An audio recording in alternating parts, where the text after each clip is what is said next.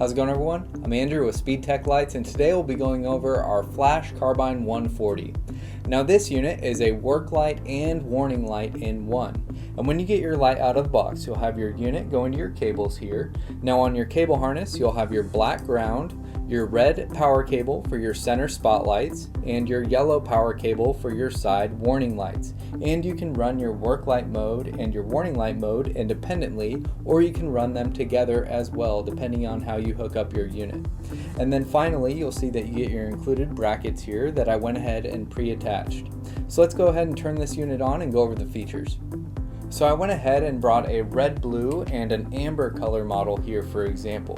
So you'll see on our Flash Carbine 140 you can run your warning light mode independently of your work light mode, or you can run your work light mode independently of your warning light mode, or you can run both modes together if you would like to, as well as both modes have their own power cables.